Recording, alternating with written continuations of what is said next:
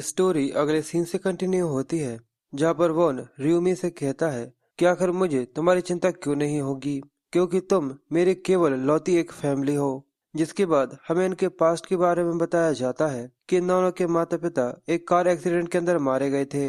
साथ ही वो अपने मन में सोचता है कि मैं ये बात काफी अच्छी तरीके से जानता हूँ कि तुम्हारे अंदर एक इनर स्ट्रेंथ है जो कि सभी लोगों से ज्यादा है, और ये उस वर्ड को भरने के लिए भी काफी है जो कि माता पिता के चले जाने के बाद हुआ है। पर इनर स्ट्रेंथ और 100 गॉब्लिन्स को मारना, ये दोनों ही अलग अलग मैटर्स हैं। और इस सब के अलावा तुम्हारी बॉडी इतनी ज्यादा स्ट्रांग भी नहीं है। पर तभी र्यूमी उसे टोकते हुए कहता है कि मैं जानता हूँ कि आखिर तुम अपने मन में क्या सोच रहे होगे। ये सुनकर वॉन उससे कहता है अच्छा।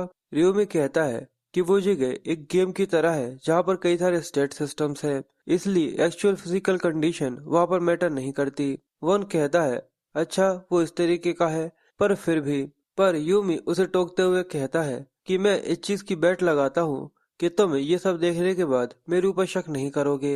वॉन उससे पूछता है कि अब आखिर इस सब का मतलब क्या है, पर यूमी उससे कह रहा था कि बस तुम मेरे साथ साथ चलते रहो, तुम्हें इसके बारे में पता चल जाएगा। पर वॉन चिल्लाते हुए कहता है कि नहीं, मैं यहाँ से एक और कदम आगे नहीं बढ़ाने वाला जब तक तुम मुझे ये नहीं बताओगे कि आखिर हम लोग कहाँ जा रहे हैं। तो इसलिए सबसे पहले मुझे बताओ कि आखिर हम लोग कहाँ जा रहे हैं, उसी के बाद मैं तुम्हारे साथ जाऊंगा। और ये कहते हुए यूमी का ध्यान वोन के उस हाथ के ऊपर जाता है जो कि काफी घायल जैसा था। ये देखकर वो थोड़ा सा सोचने के बाद कहता है कि हम लोग बाग टियांग उनके पास जा रहे हैं। ये सुनकर उसका छोटा भाई कपकपा जाता है और यूमी उससे आगे कहता है कि हम लोग बाग टियानून के हेडक्वार्टर जा रहे हैं, वो इंसान जो कि हमेशा तुम्हें बुली किया करता है। ये सुनकर वॉन उससे कंफ्यूज होते हुए कहता है पर आखिर तुम्हें इस सब के बारे में कैसे पता। यूमी कहता है क्या तुम्हें ऐसा लगता है कि मुझे इसके बारे में पता नहीं होना चाहिए था। वॉन थोड़ा परेशान होते हुए सोचता है कि मैं इस चीज को ज्यादा बढ़ाना नहीं चाहता था क्योंकि मेरे भाई को भी काफी ज्यादा दिक्कतें आती हैं। पर यूमी उसको देखते हुए अपने मन में उससे माफी मांगते हुए कहता है अगर मैं तुम्हें सच भी बताना चाहूँ तब भी मैं ऐसा नहीं कर सकता। असल में जब पहली बार ऐसा हुआ था, मैं फर्स्ट राउंड को क्लियर करने के बाद जैसे ही सोने के लिए आया था, उसके केवल 1 घंटे के बाद ही वॉन थोड़े समय के लिए बाहर चला गया था। उसने कहा था कि वो अपने स्कूल जा रहा है, पर जैसे ही वो गया मेरे छोटे भाई को किसी ने बहुत बुरी तरीके से उस दिन पीटा था। मेरे पास एक कॉल आया और मुझे पता चला कि वो गार्डियन स्टूडेंट रिवेनेशन से था, और उन लोगों ने मुझे बताया कि मुझे जल्दी से जल्दी हॉस्पिटल पहुंचना होगा। ये सुनकर मैं सच में काफी ज्यादा शॉक हो गया था, और जल्दी से तैयार होकर जैसे ही मैं वहां पर पहुंचा और जब मैं उसे लेकर आया, बाग टियानयुन ने उसे इतना ज्यादा पीटा था कि उसकी आंखों की रोशनी चली गई। ये देखकर मैं काफी ज्यादा निराश हो गया था क्योंकि मैं एक कमजोर और बेवकूफ लड़का था जो कि अपने छोटे भाई की रक्षा भी नहीं कर सकता। इसलिए वो उनसे माफी मांगते हुए कहता है कि मैं कभी भी अपने छोटे भाई के साथ ऐसे आगे कभी भी नहीं होने दूंगा, एक बार भी नहीं। जिसके बाद हमें एक शेल्टर का सीन दिखाते हैं जहाँ पर एक लड़का कमजोर से लोगों को बहुत बुरी तरीके से पीटते हुए उन लोगों के ऊपर चिल्लाते हुए कहता है कि मैंने तुम लोगों से कहा था कि मेरे लिए तुम तीनों 150-150 डॉलर लेकर आना।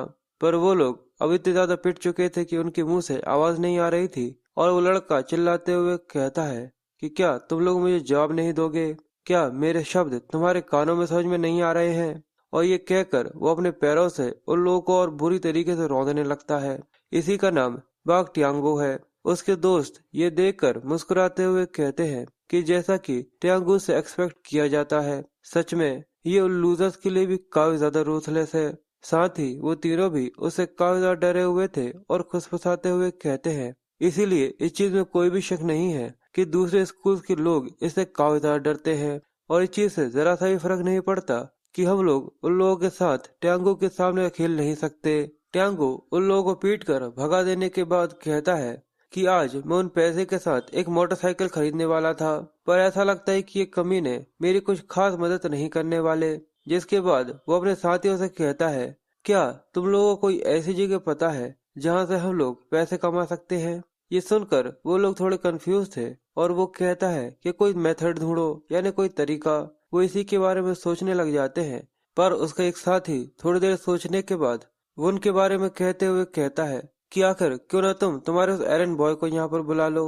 वो जो काफी लंबा है और उसकी कर्ली कर्ली से हेयर है, क्यों ना तुम उसको यहाँ पर बुलाओ। ये सुनकर टैंगुक कहता है कि तुम उस कमीने वुन के बारे में कह रहे हो। मैं वैसे भी आज उसे यहाँ पर बुलाने ही वाला था, क्योंकि मैंने उसे न्यू ईयर में पीटा नहीं था, इसलिए उसे पिटने की जरूरत है। ये सुनकर उसके साथ ही मुस्कुराते हुए कहते हैं, तो हम लोग उससे पैसे भी ले सकते हैं, ये काम करेगा। पर ट्यांगो ने रोकते हुए कहता है, पर वो कभी न पूरे तरह से डम्प्ड, यानी पूरी तरह से बैंकरप्टेड है। ये सुनकर वो लोग भी हैरान थे और ट्यांगो आगे बताता है कि एक बार मेरे उसे बहुत बुरी तरीके से पीटने के बाद भी वो एक सिंगल पेनी तक लेकर नहीं आया था, और वो एक काफी बेकार सी जगह पर भी रहता है। ये सुनकर उसके साथ ही थोड़े से उदास हो गए थे, और साथ ही ट्यांगो से बताता है कि उसके पास उसके मम्मी पापा यानी उसके पेरेंट्स भी नहीं है। वो खुद अपने बड़े भाई के साथ रहता है। पर तभी वो लोग साइड में देखने लगते हैं, तो उसका दोस्त पूछता है कि आखिर टैंगो तुम्हें क्या हुआ। तभी उन सभी की नजर वन और रियोमी के ऊपर जाती है। टैंगो ये देखकर मुस्कुराते हुए कहता है कि ये मुझे यहाँ पर बिना किसी रीजन के डरा रहा है। जिसके बाद वो आगे बढ़ते हुए वो उनसे कहता है कि शैतान का नाम लिया और देखो शैतान हाजिर, पर तुम कोई शैतान नहीं हो बल्कि एक कमीने हो। इसलिए वो वुन के ऊपर चिल्लाते हुए कहता है कि तुम एक बहुत बड़े कमीने हो। वुन बहुत ज्यादा घबरा गया था और वो उससे माफी मांगता है, पर ट्यांगो अपने मन में सोचता है कि आखिर ये कमीना कौन है। इसकी एक्सप्रेशंस सच में काफी ज्यादा अनोइंग है। इसलिए वो वुन से पूछता है कि आखिर ये कमीना कौन है जो कि तुम अपने साथ लेकर आए हो। क्या ये भी तुम्हारी तरह कोई एरन बॉय है, इसलिए तुम इसे यहाँ पर मेरे पास लेकर आ गए क्योंकि मैं तुमसे बोर हो गया था। पर वुन घबराते हुए अपने भाई के बारे में बताने की कोशिश करता है, पर र्यूमी ही मुस्कुराते हुए कहता है कि मैं वुन का बड़ा भाई हूँ। ये सुनने के बाद ट्यांगो अपनी उंगलियों को चटकाने के बाद आगे कहता है, देखो तो ये कौन कमीना है। मैंने तुम सब ने मुंह खोलने का नहीं कहा था, उसके बाद तुम इस तरीके से चिल्ला रहे हो। यानी आज तुम और तुम्हारे भाई दोनों यहाँ पर मेरे हाथों से मरने वाले हैं। पर सबसे पहले ट्यांगो अपने तीनों मिनियंस को आगे भेजता है और देखता है कि आखिर ये इसका क्या कर सकता है। वो तीनों आगे बढ़ते हुए कहते हैं कि चलो आज थोड़ा सा मजा आएगा। साथ ही वो उनसे पूछते हैं, क्या तुम्हारे भाई को थोड़ा बहुत फाइट करना भी आता है। जिसके बाद वो उसकी हाइट के लिए चिढ़ाते हुए कहते हैं कि हम लोग यहाँ पर फाइट करने भी वाले हैं। पर जो लड़का ये कह रहा था, तभी उसके चेहरे पर एक जोरदार मुक्का आकर लगता है, जिसकी वजह से वो काफी ज्यादा दूर जाकर गिरता है और बेचारी की नाक भी फूट जाती है। ये देखकर उसके पीछे खड़ा हुआ लड़का काफी ज्यादा गुस्से के साथ कहता है, क्या कर तुम्हारे जैसे कमीने की। ये बोलते हुए जैसे ही वो अपने मुक्के के साथ र्यूमिन के ऊपर अटैक करता है, पर र्यूमिन बड़े ही आसानी से उसे डॉज कर लेता है। जिसके बाद उसके चेहरे पर एक साइड पंच मारकर उसे काफी ज्यादा दूर कैनो के ऊपर फेंक देता है, जिससे बेचारी की और हालत खराब हो जाती है। इसके बाद वो पहला लड़का और तीसरा लड़का दोनों मिलकर र्यूमिन के ऊपर अटैक करने की कोशिश करते हैं और कहते हैं कि मरो। पर र्यूमिन बड़े ही आसानी के साथ उन दोनों के चेहरों को फिर से खराब कर देता है। अब उन तीनों की हालत काफी ज्यादा खराब करने के बाद, यानी उन्हें काफी अच्छी तरीके से धोबी पछाड़ देने के बाद, ट्यांगू ये सब देखकर काफी शौक था और वो एक इवल सी स्माइल देते हुए अपने मन में सोचता है कि सच में ये तो कमाल है, यानी इसने जरूर कहीं ना कहीं पर बॉक्सिंग सीखी होगी। और क्या ये केवल इतने से स्किल्स के साथ इसकी इतनी हिम्मत हो गई कि ये मुझसे लड़ने के लिए आया है। ट्यांगू अपने जेबों में हाथ डाले हुए आगे बढ़ते हुए कहता है कि उनके बड़े भाई कि तुम यहाँ पर काफी ज्यादा अच्छी एक्टिंग कर सकते हो, पर क्या थोड़ी बहुत बॉक्सिंग सीखने के बाद तुम्हें ऐसा लगता है कि तुम मुझसे लड़ सकते हो। जरूर अभी तक तुमने तुम्हारा लेसन सही से नहीं सीखा है, वरना तुम्हें बॉक्सिंग क्लासेस के अंदर बॉडी वेट के बारे में इम्पोर्टेंस पता होती। पर यूमी मुस्कुराते हुए कहता है, यानी तुमने अभी तक न्यूज नहीं देखी है। ये सुनकर ट्यांगो कंफ्यूज होते हुए उसके न्यूज के बारे में पूछता है, पर यूमी को इस तरीके से खड़ा हुआ देखकर उसे काफी ज्यादा गुस्सा आ जाता है और वो अपने एक जोरदार मुक्के के साथ उसके ऊपर पंच करने की कोशिश करता, पर वो बड़ी स्मूथली उसे डॉज कर लेता है। जिसके बाद ट्यांगो अपनी पूरी ताकत लगाकर जितना हो सके उसको हिट करने की कोशिश करता है, पर र्यूमी उसके सभी अटैक्स को बिना किसी दिक्कत के साथ इजीली डॉज कर लेता है। उसकी एजिलिटी काफी ज्यादा तेज होने की वजह से वो उसके हाथों में आता ही नहीं है। ये देखकर ट्यांगू काफी ज्यादा शॉक हो गया था और अब उसकी सांसें चलने लगी थीं। वो हैरान होते हुए कहता है कि ये काफी ज्यादा अजीब है, आखिर अभी तक मैं इसे एक भी हिट क्यों नहीं कर पाया। जिसके बाद र्यूमी अपने पावर्स को रिलीज करते हुए आगे बढ़ते हुए कहता है, अगर तुमने एक बार भी न्यूज़ देखी होती तो तुम कभी भी मेरे जैसे प्लेयर का सामना करने के लिए मेरे सामने कभी भी नहीं आते। और ये कहकर जैसे ही वो उसके चेहरे पर पंच मारता है, बेचारे का जबड़ा टूट जाता है और वो काफी ज्यादा दूर जाकर गिरता है। जिसके बाद ट्यांगू फिर से खड़ा होकर र्यूमी के ऊपर अटैक करने की कोशिश करता है, पर इस बार भी वो उसकी नजरों के सामने से गायब हो गया था। ये देखकर वो हैरान होते हुए कहता है, क्या कर अब ये कमीना कहाँ चला गया। तभी उसके चेहरे पर फिर से एक और आकर मुक्का पड़ता है और वो काफी ज्यादा शॉक हो जाता है। वो कहता है कि आखिर मैं तुम्हें मेरे एक सिंगल पंच के साथ नॉकआउट क्यों नहीं कर पा रहा। ट्यांगू का मुंह खून खुआन हो गया था और साथ ही उसका एक दांत भी टूट जाता है। ये देखकर अब उसे और भी ज्यादा गुस्सा आ रहा था और वो चिल्लाते हुए कहता है कि कमीने, आज मैं तुझे यहाँ पर मार डालूंगा। ये कहकर वो जोरों से फिर से र्यूमी के ऊपर हमला करने की कोशिश करना चालू कर देता है, पर वो बड़े ही आराम से स्मूथली फिर से उसके अटैक्स को डॉज कर लेता है। पर इस बार र्यूमी उसके हाथ को पकड़कर उसके चेहरे पर और 2-3 मुक्के देकर उसके मुंह का और नक्शा बिगाड़ देता है। ये देखकर उसके सभी साथी काफी ज्यादा हैरान थे और ट्यांगू अपने मन में कहता है कि ये कमीना केवल मेरे चेहरे के ऊपर ही पंच कर रहा है। ये सच में काफी ज्यादा फैसिनेटिंग और शर्मनाक है। अगर मैं अपना केवल एक ही पंच इसके चेहरे पर मार पाऊं, बस केवल एक, तो मैं ये सब जीत सकता हूँ। ये सोचकर जैसे ही वो फिर से र्यूमी के ऊपर अटैक करने की कोशिश करता है, पर र्यूमी उसके हाथ को रोककर अपने पैर के साथ उसकी छाती पे जो जोरदार लात मारता है, वो जाकर पीछे दीवार से टकराकर वहीं के वहीं गिर जाता है। वो काफी ज्यादा घायल हो गया था और र्यूमी उससे पूछता है, क्या ये सच में बहुत ज्यादा दर्द कर रहा है। साथ ही वो अपने मन में कहता है कि कई बार रिग्रेशन होने के बाद भी मैं कभी भी अपने उस दिन की इमोशन को भूल नहीं पाता और ना ही इसे कंट्रोल कर पाता हूँ, और ऐसा भयानक हादसा फिर से उसके साथ ना हो पाए, इसलिए मुझे ये करना होगा। ट्यांगू घबराया हुआ र्यूमी से कहता है कि मेरे करीब मत आना, प्लीज मुझे छोड़ दो। पर र्यूमी उसके पास जाकर बैठ जाता है और उसके हाथ को पकड़ लेता है। ये देखकर ट्यांगू काफी ज्यादा कंफ्यूज था। र्यूमी उसे कोल्ड स्माइल देते हुए कहता है, अगर तुम कभी भी मेरे भाई के साथ आगे जाकर पंगा नहीं लोगे तो इसके लिए मुझे ये करना चाहिए। और ये कहते ही चटाक की आवाज आती है और ट्यांगू की एक हाथ की सारी उंगलियां टूट जाती हैं। इसकी वजह से उसे बहुत ज्यादा भयानक दर्द होता है और वो भयानक तरीके से चिल्लाना चालू कर देता है। वो अपने हाथ को पकड़कर रोना चालू कर देता है क्योंकि उसके हाथ की सारी उंगलियां टूट चुकी थी। जिसके बाद र्यूमी उसके दूसरे हाथ को पकड़ लेता है। ये देखकर ट्यांगू बहुत ज्यादा घबराते हुए कहता है कि नहीं, प्लीज ऐसा मत करना, पर वो उसके दूसरे हाथ की भी सारी उंगलियां तोड़ देता है। ये सब देख रहे उसके साथ ही जल्दी से अपनी जान बचाने के लिए पीछे के दरवाजे से वहां से निकल जाते हैं। पर र्यूमी का छोटा भाई ये देखकर घबराया हुआ भी अब वहां से जा नहीं सकता था क्योंकि ये उसका बड़ा भाई कर रहा है। अब ये सब करने के बाद र्यूमी उससे कहता है कि अब कभी भी तुमने मेरे भाई को टच करने के बारे में भी सोचा तो तुम्हें पता है कि आखिर तुम्हारे साथ क्या होगा। ट्यांगू अपनी सारी उंगलियों के टूटने के गम में रोते हुए कहता है कि हाँ, मुझे पता है, मैं कभी भी उसे टच नहीं करूंगा। पर र्यूमी यहाँ पर कहाँ रुकने वाला था। वो उससे कहता है कि अगर ऐसा हुआ तो ही ठीक है, पर कभी भी अगर तुम्हारा माइंड चेंज हुआ तो ये श्योर करना भी जरूरी है कि तुम इस चीज के बारे में याद रखो। और ये कहकर वो उसके हाथ को भी यहाँ पर तोड़ने लगता है। ये देखकर ट्यांगू रोते हुए कहता है कि प्लीज ऐसा मत करो। पर बाहर हमें उसके चिल्लाने की जोरों की आवाज आती है और पता चलता है कि र्यूमी ने उसके दोनों हाथों को पूरी तरह से तोड़ दिया है। जिसके बाद सीन चेंज होता है और वॉन और र्यूमी वहां से आ चुके थे। रास्ते में चलते हुए वॉन र्यूमी से पूछता है कि आखिर अभी जो तुमने वहां पर किया, आखिर वो कैसे, क्या तुम कहीं पर मार्शल आर्ट या फिर कुछ ऐसा ही सीख रहे थे। पर र्यूमी मुस्कुराते हुए कहता है, क्या तुमने उस आर्टिकल को सही से नहीं पढ़ा था कि वो प्लेयर्स अपनी एबिलिटी को रियल दुनिया में भी इस्तेमाल कर सकते हैं।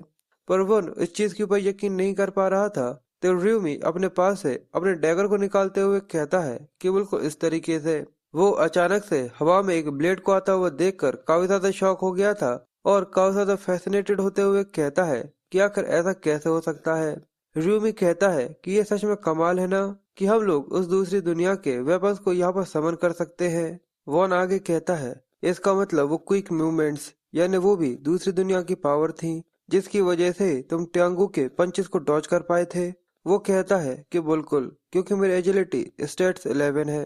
वॉन कहता है, क्या स्टेट्स? तुम्हारा मतलब जो कि गेम्स की स्टेट्स की तरह है? र्यूमी कहता है कि एग्जैक्टली। ऐसा सोचो कि 3 नॉर्मल इंसानों के लिए होता है और 10 एथलीट्स के लिए।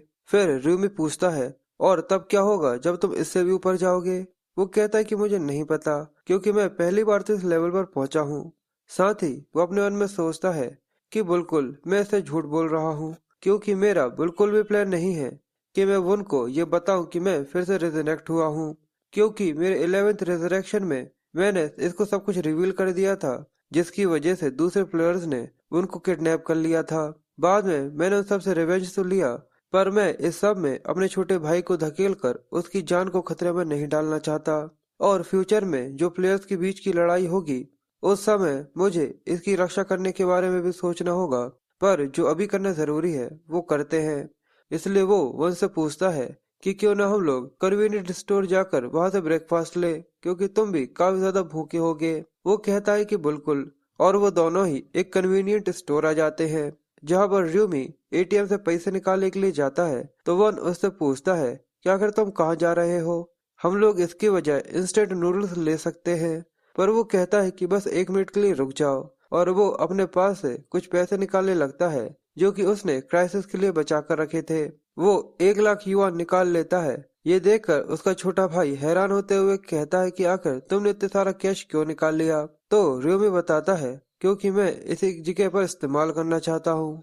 जिसके बाद वो दोनों अच्छा अच्छा खाना देखने के लिए उसके पास जाते हैं, जहाँ पर र्यूमी युआन से पूछता है कि इनमें से कुछ चूज कर लो, क्योंकि आज हम यही खाने वाले हैं। ये सुनकर वो काफी शौक था, और वो कहता है कि इनमें से केवल एक का ही प्राइस 5,000 है। सच में ये काफी ज्यादा एक्सपेंसिव है।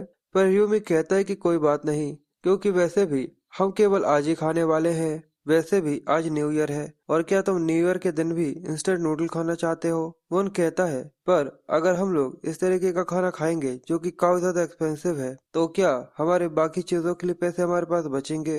र्यूमी उससे कहता है कि ये सब ठीक है, इसलिए बिल्कुल जल्दी से एक चुन लो जो कि तुम्हें खाना हो। ये सुनकर वो मुस्कुराते हुए पूछता है, तो क्या हम लोग ये ग्रिल्ड रेड चिली पास्ता खा सकते हैं? वो उससे कहता है कि बिल्कुल, अगर तुम इसे ट्राई करना चाहते हो तो हम लोग क्यों नहीं। और उसको इस तरीके से खुश होता हुआ देखकर यूमी उससे कहता है कि हम लोग जल्दी ही एक प्रॉपर रेस्टोरेंट जाकर अच्छा सा खाना खाएंगे। क्यों ना वहां पर जाकर बीफ खाना कैसा रहेगा? ये सुनकर वो काफी ज्यादा शौक था, और मुस्कुराते हुए कहता है कि हम लोग बीफ को कभी भी अफोर्ड नहीं कर सकते, इसलिए मैं इन सब में ही काफी ज्यादा सेटिस्फाइड हूँ। पर र्यूमी मुस्कुराते हुए अपने मन में कहता है कि वुन, बस केवल कुछ समय के लिए ही वेट करो। कुछ दिनों के बाद मैं तुम्हें वो सारे के सारे मीट खिलाऊंगा जो कि तुम चाहते हो। मैं इतना खिलाऊंगा कि तुम खुद ही उस सबसे थक जाओगे। और जब वो इस खाने को ट्राई करते हैं, सच में ये उन्हें काफी ज्यादा अच्छा लगता है। उसका छोटा भाई ये खाकर सच में काफी ज्यादा खुश था, और अपनी चमकती हुई आंखों के साथ कहता है कि सच में ये काफी ज्यादा टेस्टी है। र्यूमी कहता है, सच में इतने ज्यादा टेस्टी? जिसके बाद वुन उसका शुक्रिया करता है, और यूमी को उठता हुआ देखकर वो उससे पूछता है कि आखिर तुम कहाँ जा रहे हो? पर यूमी केवल वेट करने का बोलता है, और वुन उसे वहां से जाता हुआ देखता है। पर थोड़ी ही देर बाद वो एक मार्कर के साथ आता है। ये देखकर वुन हैरान होते हुए कहता है कि मुझे ये मत कहना कि तुमने वो सारा का सारा पैसा यहाँ पर केवल लॉटरी के टिकट खरीदने के लिए लिया था। जिसके बाद वो उससे पूछता है क्या कर तुमने कितनी लॉटरी की टिकट से ली है? तो यूमी उसे बताता है कि 20। ये सुनकर यूमी हैरान होते हुए उसके ऊपर चिल्लाते हुए कहता है कि यानी तुमने लॉटरी की टिकट्स के ऊपर 1 लाख युआन खर्च कर दिए, पर तुम ये भी नहीं जानते कि आखिर तुम इनको जीतोगे भी या फिर नहीं। पर यूमी मार्कर के साथ उनके ऊपर टिक करते हुए कहता है कि तुम जल्द ही इसके बारे में जान जाओगे। वुन हैरान होते हुए कहता है कि रुको, आखिर तुम ये क्या कर रहे हो? आखिर तुमने मार्कर से एक के बाद एक सभी के ऊपर मार्क क्यों कर दिया? तो यूमी कहता है कि आखिर तुम क्यों पूछ रहे हो? ये सब इसलिए क्योंकि ये सभी तो विनिंग नंबर्स हैं। अब कुछ समय के बाद जब लॉटरी निकालने का समय आता है, वुन काफी ज्यादा घबराते हुए अपने नाखूनों को खाते हुए कहता है कि हम लोगों की सच में वाट लगने वाली है कि इसने यहाँ पर 1 लाख युआन को खर्च कर दिया। वो बहुत ज्यादा घबराया हुआ था, पर र्यूमी उसे कहता है कि इस तरीके से अपने नाखून खाना बंद करो। और वो बस बेबलिंग किए जा रहा था कि आखिर हमारे पास अब टेस्टी खाने खाने के लिए ना ही पैसे बचे हैं और ना ही किसी और चीज के लिए। पर जैसे ही लॉटरी के टिकट का नंबर धीरे धीरे करके अनाउंस होता है, उनके चेहरे के एक्सप्रेशंस धीरे धीरे करके बदलना चालू हो जाते हैं और जैसे ही आखिरी नंबर बताया जाता है, ये सुनकर वो काफी ज्यादा हैरान और काफी ज्यादा इम्प्रेस्ड हो जाता है कि सच में वो लोग फर्स्ट प्राइज को जीत चुके हैं। वो इतना ज्यादा सरप्राइज हो गया था कि रियूमी से कहता है, क्या तुम ये मेरे गाल खींच कर मुझे बता सकते हो कि मैं कोई सपना तो नहीं देख रहा? यूमी उसे कहता है कि तुम खुद से ही करके देख लो। उसे अभी भी ऐसा लग रहा था कि ये कोई सपना है, इसलिए यूमी उससे कहता है कि तुम सच में ये चाहते हो कि ये कोई सपना हो? पर वो जोर जोर से चिल्लाते हुए कहता है कि नहीं, बिल्कुल भी नहीं। जिसके बाद वो दोनों इस तरीके से बात करते हुए कहते हैं कि तुम इसकी चिंता मत करो कि ये कोई सपना नहीं है, सच में मैंने तुमसे कहा ना। इसलिए वो काफी ज्यादा खुश होते हुए कहता है कि सच में आखिरकार हम लोगों ने फर्स्ट प्राइज को जीत ही लिया। पर उसको इस तरीके से जोर से चिल्लाता हुआ देखकर यूमी उसे शांत करते हुए कहता है कि पड़ोसी तुम्हारी आवाज सुन लेंगे। इसलिए वो जल्दी से चिल्लाते हुए अपने मुंह को बंद कर लेता है।